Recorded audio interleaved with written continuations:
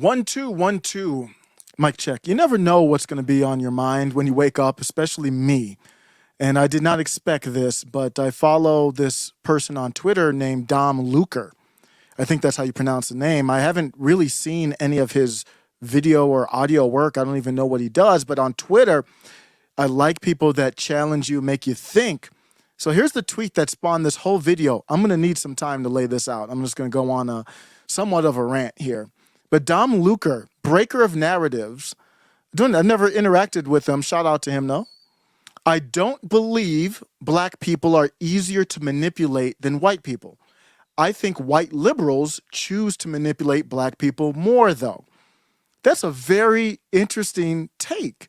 I never really even thought of it that way, but he could be right. I will strongly disagree, and I'm open to having my mind change. But before we get into that tweet, let's talk about how do I, in this framework, define black people. When I talk about black people in this video, what I'm talking about here, I'm not including myself in this topic.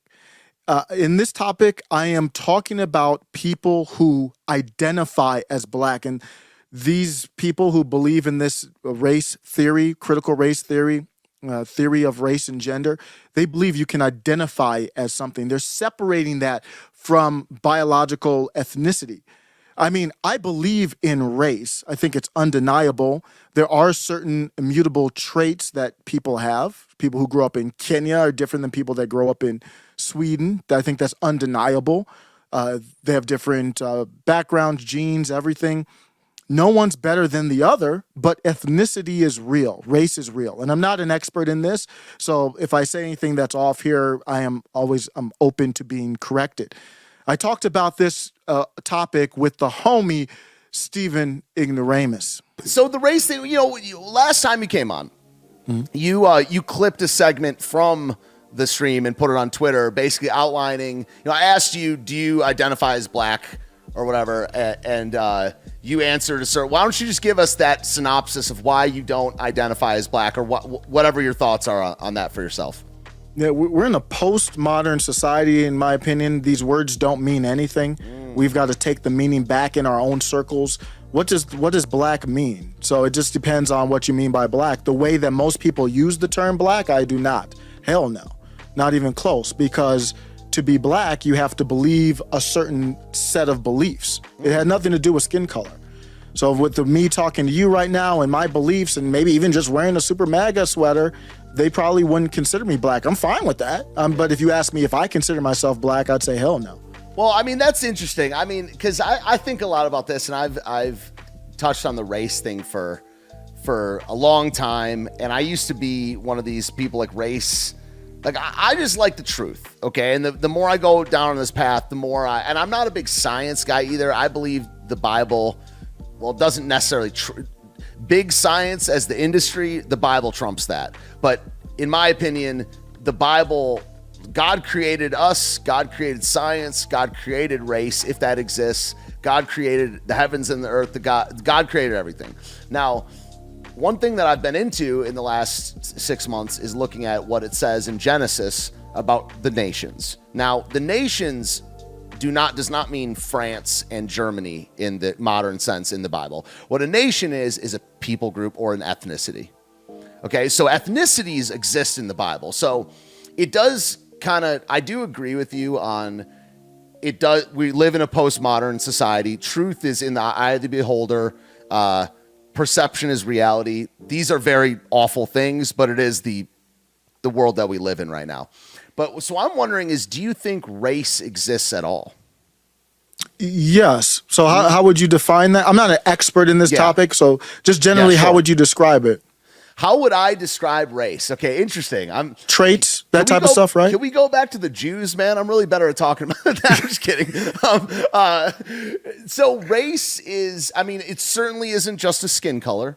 I would say your skin color is one of the aspects that make up what race is, but race is a set of biological and cultural characteristics that are shared between people that have a similar shade to them.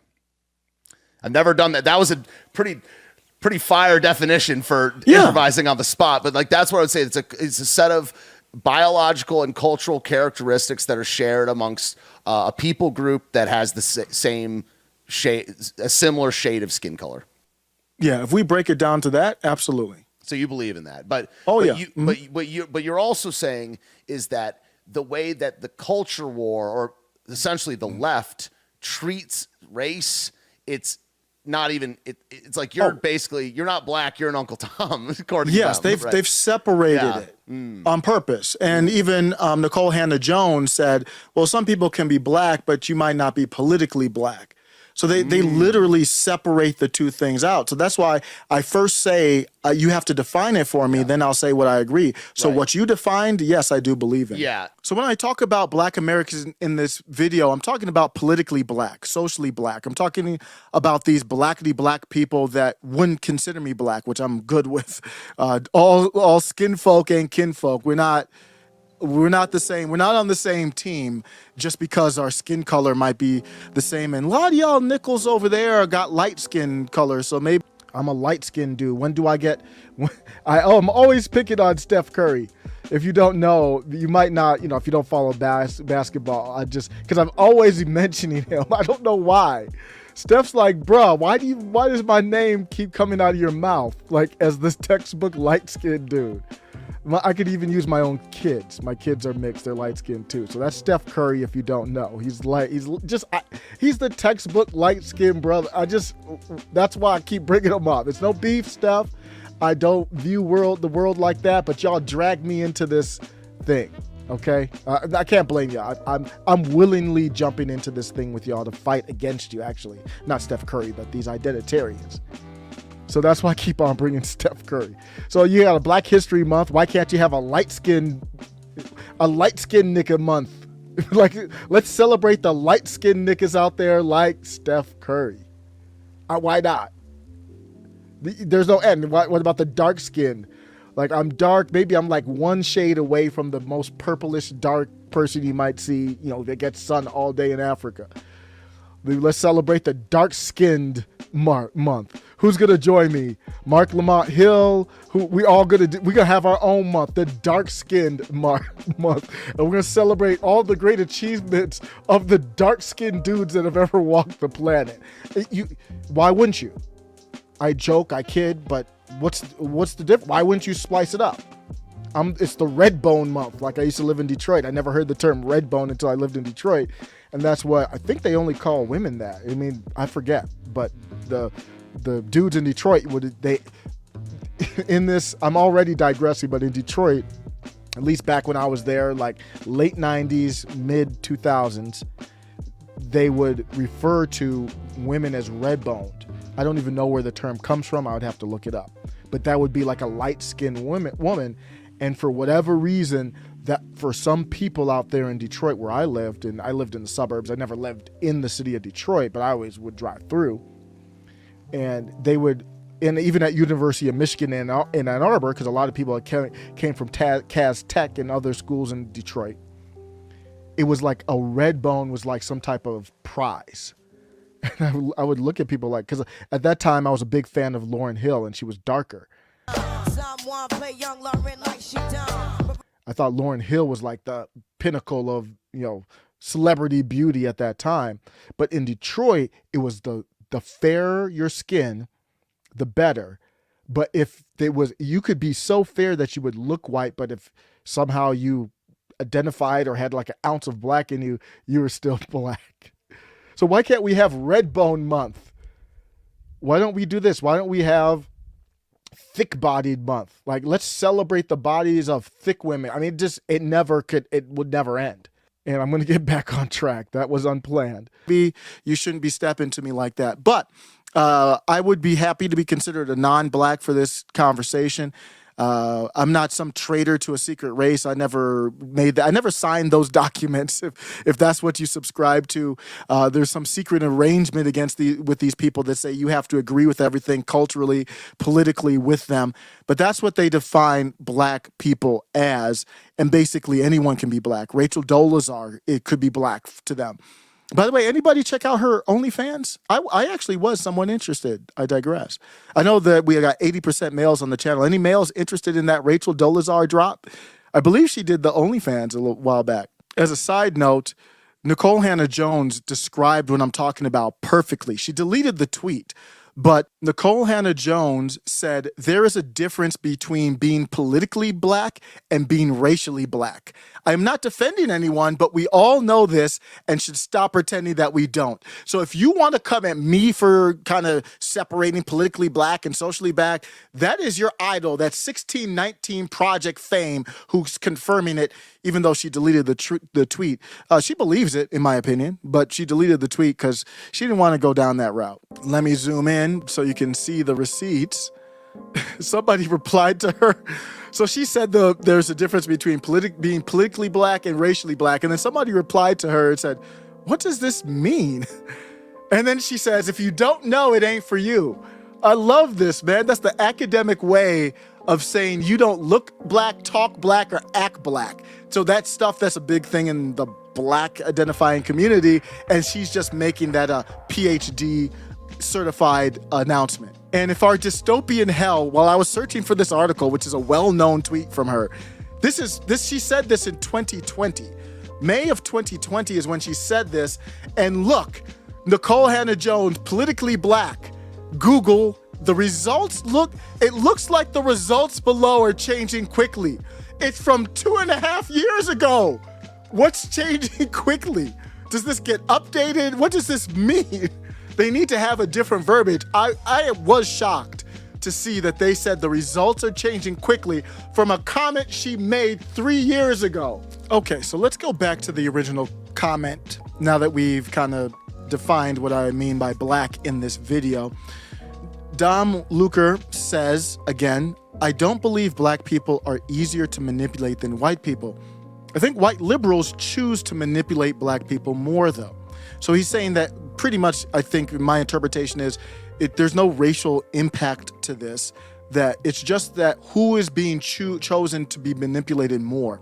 I strongly disagree with that. That might have been true back in the late 19th century, even all the way up until Lyndon Johnson. But after Lyndon Johnson, I think they figured out that Black Americans have some type of issue genetically or mentally or something potentially, allegedly, that makes them more susceptible to manipulation.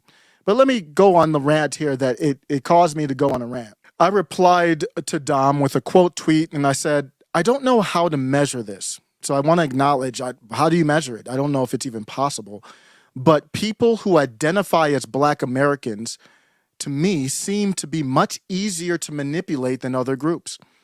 There's no other ethnic group or identifying group. I don't know if that's the right, because I'm talking about anybody who identifies as this Black, the people that wouldn't consider me Black.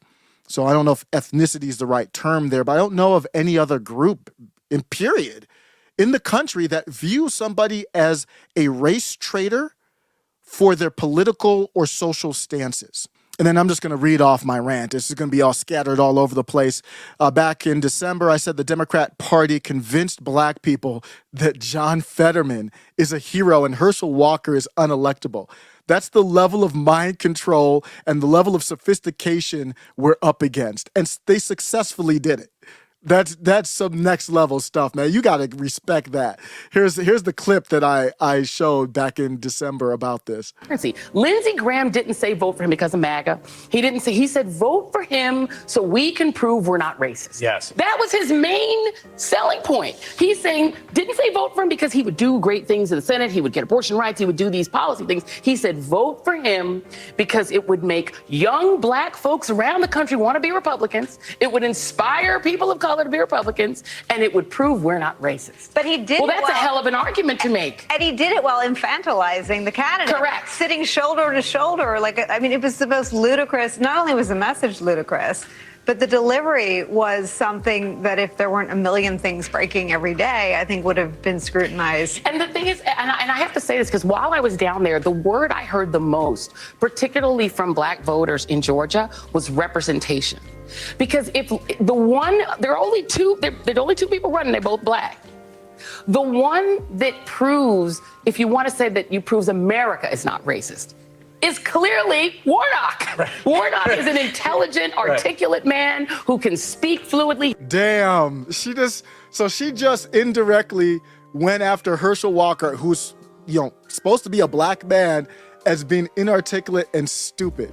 But she would never have that same energy. Understands the job. Would never and did not have that same energy for John Fetterman. I love this one. This one is, I'm going to go through a rant of all these different examples I've brought up in the past, but this one is one of my favorites. They use these blackety blacks, believe it or not, let me zoom in real quick. I got to talk about this real quick. These blackety blacks, I like calling them that. They use the term Uncle Tom as a pejorative, like it's supposed to mean something bad. That's how they use the term Uncle Tom. They don't even know their history. They're talking about, I'm going to get into it in a second, about this AP African American history course, and I wonder if they even address this in that course. They've got queer theory in it, but I'm going to get to that later. But Uncle Tom was a hero, originally a hero. Harriet Beecher Stowe wrote probably the most important piece of literature ever in the history of America, Uncle Tom's Cabin. And Uncle Tom was a hero in that book. I'm going to play this clip that I went back to, and then I'm going to talk about it. It's one of the best examples of how black Americans that identify as black are just NPC shills. It changed my mind. Uncle Tom's Cabin is actually a great novel written by Harriet Beecher Stowe. It's an anti-slavery novel. Uncle Tom's character is a hero in the novel. Is a hero in this anti-slavery novel. Uncle Tom turned himself into a martyr. There were, I forget how many, there were women who were runaway slaves. They escaped the plantation. And Uncle Tom knew where they were. And the masters came to Uncle Tom and said, "Where are the women? We know they ran away. Tell us where they're at." And they beat him, and he didn't tell them. He turned himself into a martyr. They beat him to death. And he did not give up the location. He did not give up any information about where the runaway slaves, the women, runaway slaves went. Back in the day, they had minstrel shows. When people, white people put on a play. This is the beginning of media propaganda, guys, back in the 19th century. White people put on blackface. And the minstrel shows were pro-slavery. They did not like that this book came out, this anti-slavery book that some people think this is how kind of sparked the Civil War in a way. So they were like, we got to fight this narrative. It's like CNN back in the day.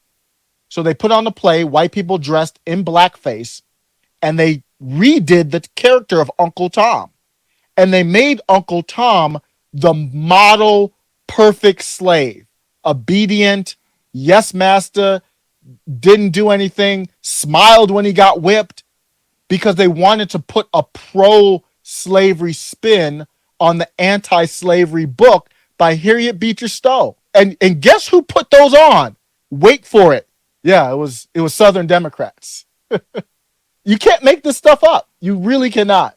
So you blackety blacks using Uncle Tom as a derogatory term, what you're doing is desecrating the amazing writing of Harriet Beecher Stowe. And she was a black woman back in the day, writing a novel that went viral in the late 19th century or 1952-ish. So you are going against what she wrote, making a black male a hero who unlived in order to maintain the secrets to let runaway slaves get away. That's how principled he was. He was a hero. And you use it as a derogatory term now. Why? Because your Democrat masters told you to. When? Not today, not yesterday, back in the late 1860s or whatever around there when they were doing the minstrel shows. They're like, we can't have them using a black male as a hero like this. So the Democrats in the South redid it and made him a clown. And to this day, many black Americans use it as a derogatory term. The tragedy in Buffalo, there was the mass unliving in Buffalo, and Velshi on Twitter was talking about it. Another mass unliving, more links to extremists on social media. We have an incentive structure which allows hate, disinfo, racism to be profitable. This isn't about freedom of speech. They're trying to take away the First Amendment. This is about what people are allowed to profit off of. That's Velshi. So I replied to that, and I'm like, the unlived bodies of most, I think all of the people who are unlived in Buffalo were black. The unlived bodies were still warm, and the Democrat Party was leveraging them to try and cancel Fox News. Yet blacks still cling to them as the tolerant ones. Remember this song? Remember that song, Get the V? They redid Back That Ass Up, and they redid it for the V.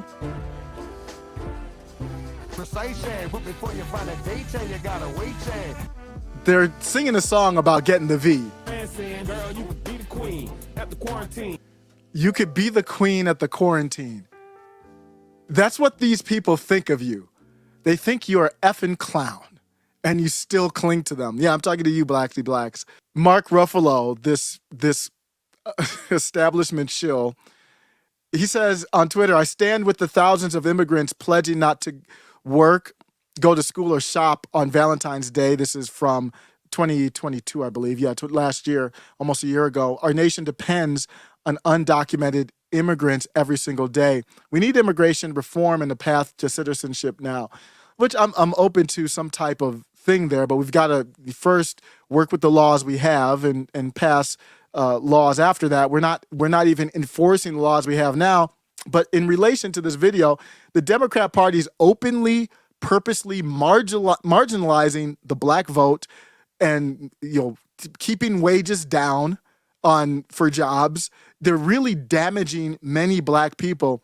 Yet again, black people cling to their Dem masters. All they have to do is say, hey, what I'm saying here is some great replacement theory, so I'm helping white supremacy, and then you dumbasses just go straight to your black Dem masters. This is all the unlived data from 2018. We know the black unlived violence is primarily intraracial, meaning black against black. And I have the data here to show it. And if you look at it, if you can, I'm just showing this on the screen. If you're listening on the podcast, shout out to the podcast. I'm trying to grow the podcast. Race of victim, black. Race of offender, black. It's overwhelmingly black. And those are the statistics there. Those are the government statistics based off febi.gov. This is the homicide data. It's data. And most blacks are unlived because of other blacks. But in 2020 and still ongoing, they had blacks in the streets angry at cops instead of the corrupt system and politicians that create this atmosphere. The same ones that they vote for. You know, all the dirt that goes on with drug dealing and stuff in the cities, and the stuff we were just talking about, immigration, crossing the border. That can't happen without corruption through politicians, them getting bought off, them ignoring crime, and then they still vote 80, 90, 95, 96% Democrat Party. And my answer isn't Republican. I'll end with my potential answer, but it ain't going to the Republican Party, so you can... That's not the answer if you probably thought that's what it was. The Advanced Placement Group board, or whatever they're called, the board that creates the AP. I actually did take AP classes in high school. I'm familiar with the program. The AP tried to include queer theory inside of African American history. Not one prominent black Democrat that I've heard, I haven't heard any, but I just want to stick to prominent people, the ones that are loud about racism, not loud about this. Not one prominent black Democrat said anything about how insulting that is. How insulting is it to have a course labeled as advanced placement? This is like the highest, this is college level stuff. And if you don't know, you can pass this course, and sometimes you need back in the day, you needed a 4 or 5, maybe even a 3. They just grade you on it. If you get a 3, 4, or 5, you could opt out of the intro level in college and kind of get a head start. You would still have to make up the credit somewhere else, but you wouldn't have to retake Calculus 101, for example, if you could pass out of it. No need to retake it. And so this is serious stuff. This African American history course includes queer theory. What the hell does queer theory have to do with African American history? That's some bizarre stuff. And I haven't heard one black prominent person talk out about it. You know who did talk out about it, though? Ron DeSantis. And you know who went after Ron DeSantis? The same blackity blacks. Woo! Y'all are weird, man. I'm not done yet. I think black women do feel empowered by the Democrat Party. 10% more black women go to college than black men. There's heavy indoctrination that goes on there. And that's why you saw these blackity black women.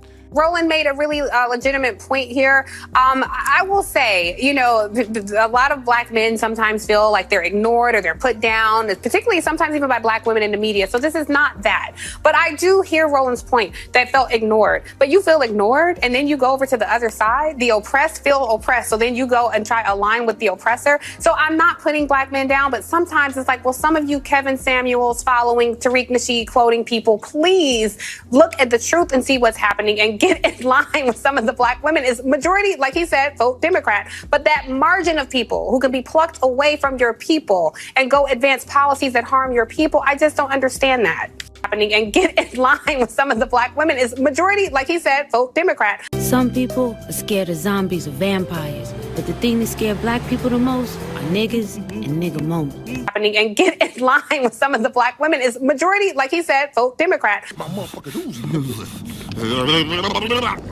happening and get in line with some of the black women. Is majority, like he said, vote Democrat. happening and get in line with some of the black women. Is majority, like he said, vote Democrat. What did you say, nigga? Like Tiffany Cross, who I think is very attractive, very talented. I'd go out on a date with her. Let's just be clear. I do think highly of her, but we wouldn't get along. I know that. They go after black men because they feel like they're above black men. That's why. You subscribe to that type of ideology? Democrats are the dominatrix. Black Americans are the submissives. That's why we get debauchery at the BET Awards, divisive platitudes, and everyone blindly praises it. Vanessa Williams to sing Black National Anthem for Capitol 4th celebration. Great. It's a great song. Love the song. But we can celebrate being Americans as well, too. That is a thing. I made this tweet and some people weren't happy with me, but I'm going to say it. I'm open to having my mind changed. Americans are buffoons. I'm going to be like Steven Crowder, change my mind. I'm going to sit at a desk and come on through and change my mind. What really triggered me on this one is one of the most distinguished, intelligent, and respected men in our country is Colonel Allen West. And remember this, we talked about it back in the channel back in the day. He was at the University of Buffalo, and these blackity blacks, this is what they did. I'm black and I'm proud. No, you ain't. No peace. I'm black and I'm proud. I'm black and I'm proud. They're yelling, I'm black and I'm proud at Allen West.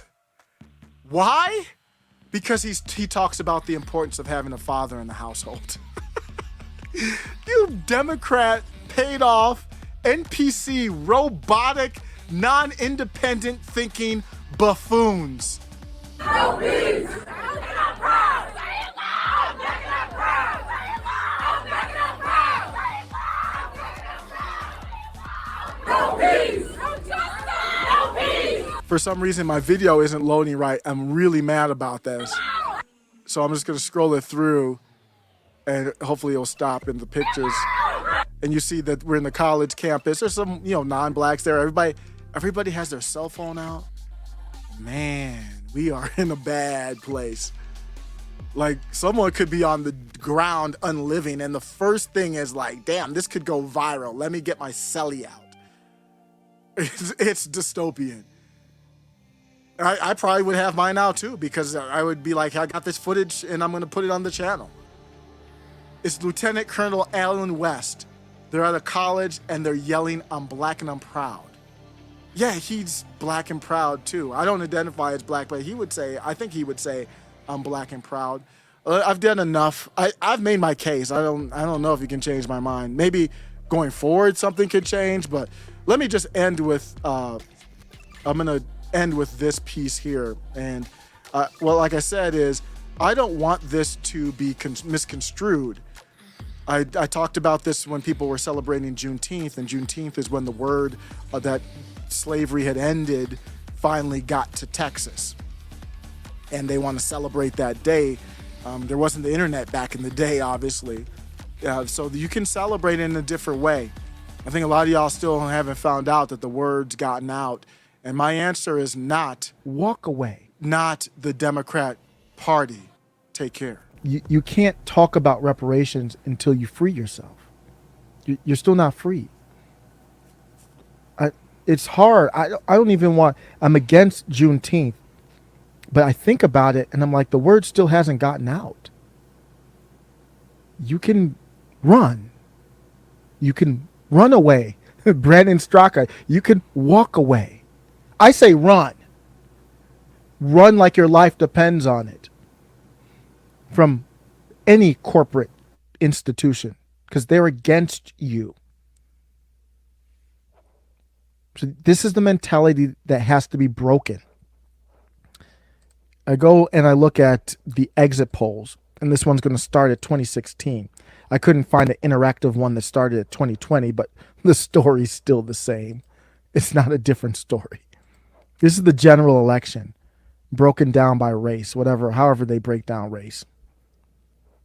Let's look at the black vote in the general election. 2016, obviously, this was Trump. 88% of black people voted for Democrats in the general election.